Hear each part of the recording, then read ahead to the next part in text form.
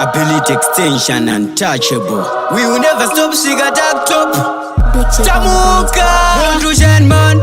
Shamsi Digi Tauya ndine energy kusorira paremedy Shakes on first Kwete secondary Kugadzirira ntanti kuma enemy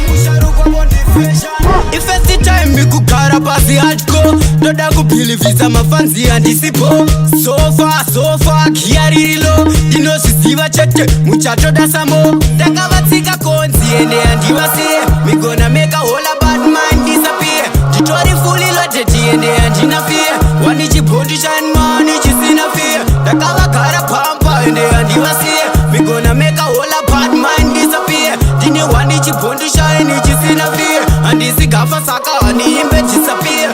Tell me up like this guy Baudze kuti ndini ndiri kukomita crime Ndashupa mumarime ndiri kuponda marime Baudze kuti ndini wananetsa kumarime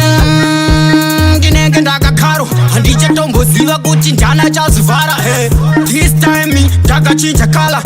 Conclusion forever Kavatsika konzi ende handivasiye We gonna make a whole bad mind disappear Titori fully loaded ende handinafia Wanichipondishan man ichisina fear Ndakavagara pampa ende handivasiye We gonna make a whole bad mind disappear Tine wanichipondishan ichisina fear Handisikafa saka haniimbe disappear When we step on fire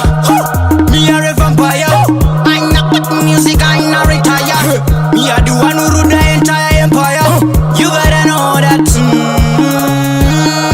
Me are ready for attack Me a little boy, I sing a tembele lack And me never turn back Me know where me go Me know where me go Me know where me go Tiende handivasiye Me gonna make a whole bad mind disappear Titori fully loaded tiende handinafia Wanichipondishan man ichisina fear Ndakavagara pampa ende handivasiye We gonna make a whole bad mind disappear Tine wanichipondishan ichisina fear Handisikafa saka haniimbe disappear Tauya ndine energy kusorira paremedy Shakes on first Kwete secondary Kugadzirira ntanti kuma enemy Ifesti time kugara pasi hardcore Ndoda kupilivisa mafanzi handisipo So far kiaririlo Dinosiziva chete muchatoda samo Ndakavatsika konzi ende handivasiye We gonna make a whole bad mind disappear Titori fully loaded ende handinafia